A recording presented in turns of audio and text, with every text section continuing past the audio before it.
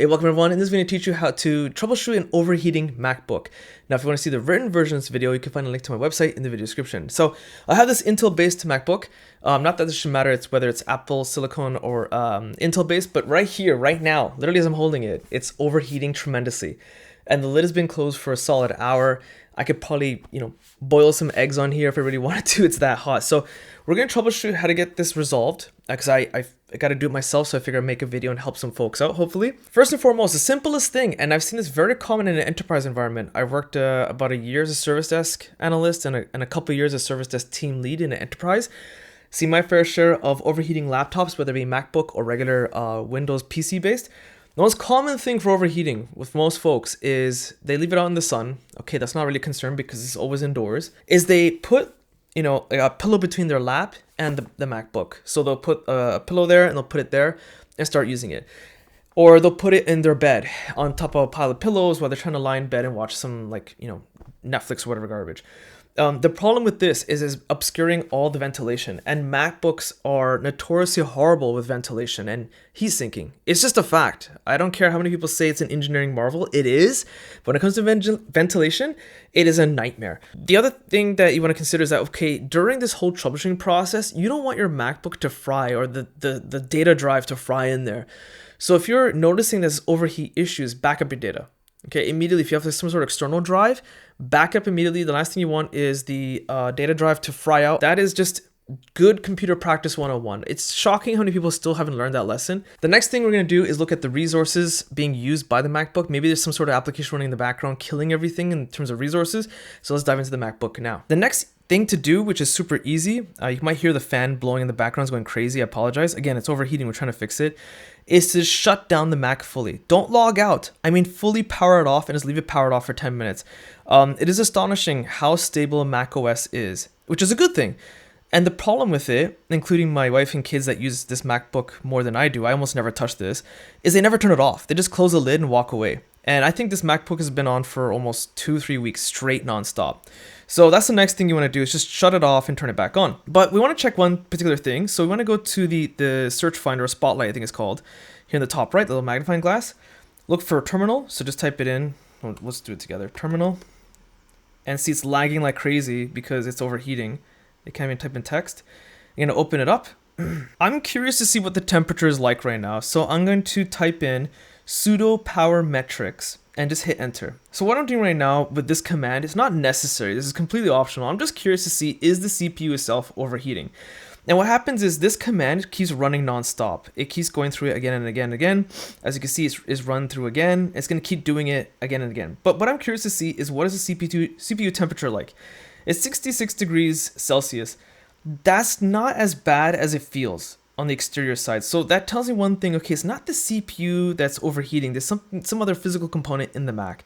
So this is more of an optional step you don't have to do. I was just more curious than anything else. Now let's try to find out if maybe some applications running in the background. So the next thing I want to look for is Activity Monitor.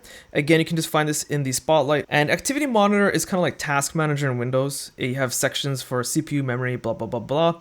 What I suggest you do is kind of check by CPU percentage. What is using the most percentage? Well, according to the kernel task is using 214%. We'll just ignore that for now. But I don't see anything else really in terms of the applications. Like the closest thing I see to a standalone application was Microsoft Excel, which kind of jumped back down, and the browsers, which don't use a lot. So there's no application I need to really close in the background per se. All these other things that are gobbling up a lot of resources are based on the Mac operating system itself, which leads to the next thing is bug fixes. So we need to check if we have any bug fixes available. So how do we do that? It's very easy. You want to go to System Settings menu. So under System Settings, you want to go to General on the left, and then here you want to look for Software Update. Software updates, whether you're running Linux, as I do, and Windows primarily, and then of course Mac OS, is underappreciated for how important updates are. It brings a lot of stability and bug fixes. So you definitely want to look out for any updates possible. As you can see, especially with the Mac, because the drivers are built into Mac OS updates. Okay, that's especially important for hardware to run stable. But as you're going to see right now, we're fully up to date, so that's not the culprit right there. So the next thing you want to do is look at any physical issues that might be arise. Even if you're not tech savvy, please just try to take a visual look at it very carefully to see is anything cause for concern. So if you look at our MacBook, it's pretty gross because what happens is, again, it's used primarily by my wife here and there, mostly by our kids. So if there's like a time where they want to watch YouTube while eating dinner, what happens is they'll have their grubby little hands, they're I don't know, eating a bagel or fries or whatever.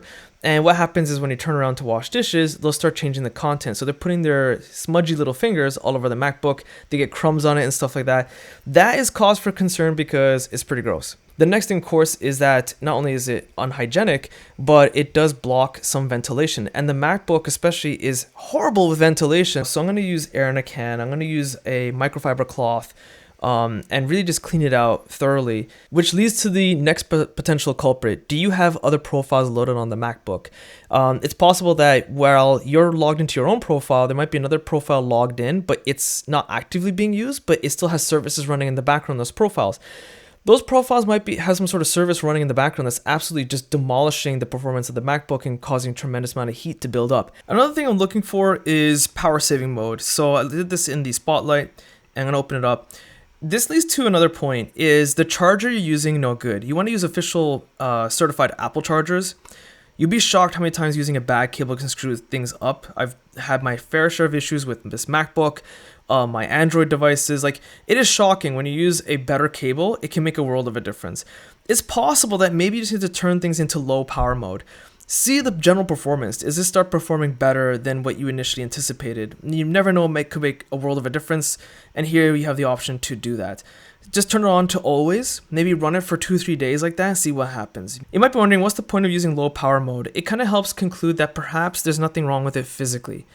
That using low power mode, what it does is reduce a lot of background services. So there's maybe something wrong at the software level, not the hardware level. Okay, I had to close it up because even with it closed, it's still going crazy. You can probably hear in the mic. The fan is running, so I just want to put this to the side. Talking of hardware, it's possible you might need to go get it physically repaired. I would say that this should be an absolute last resort because going to an Apple shop, first and foremost, I've heard from a couple of friends here and there and a few colleagues at work for their personal devices, MacBooks, where they went to an Apple shop to get it repaired and they're charging like $700-800, give or take, depending on the issue. Whereas the value of the MacBook has aged a few years and it's only worth like $400 or $500. So significantly cheaper. It's cheaper for them to, buy a used one on eBay to match the value of what they have today. So it's a kind of a rip-off at that point.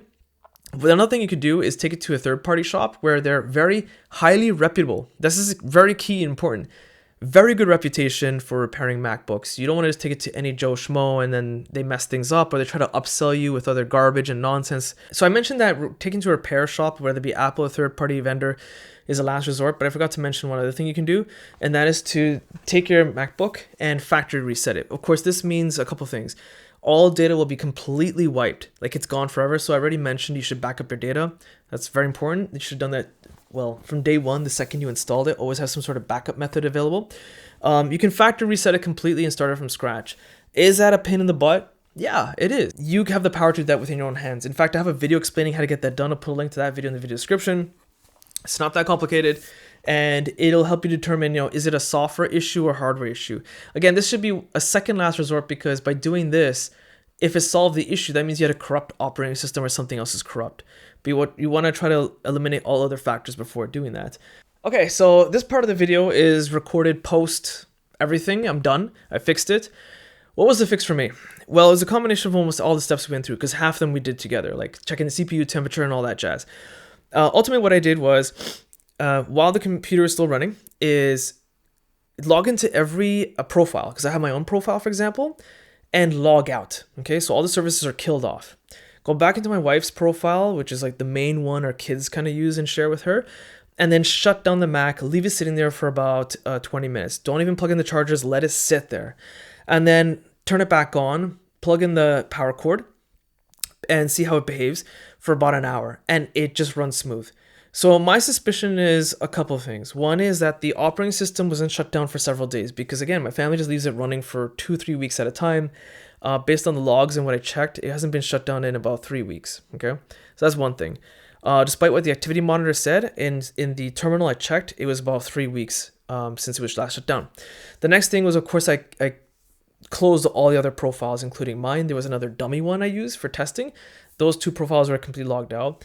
And from there, we just observed. So I suspect either the operating system was unstable from running for too long without being shut down, or it was my profiles and stuff killing services in the background, or a combination. But that's my fix. I absolutely do plan to factory reset this because it's turning into a giant mess anyway. It's been a few years. Again, a link to that video on how to factory reset a Mac from scratch with a nice clean operating system. A link to that video is in the description. I truly do hope this helped you. Hopefully it, fixed your issues. And that's pretty much a wrap. So if you found this video useful, be sure to check out my website link in the video description. Hit the like button, it does help. Subscribe, it literally helps my channel grow. And maybe consider hitting the super thanks, like that heart icon at the bottom of this video, because I'm doing this on my time off here after hours on a Friday evening. And that's pretty much a wrap.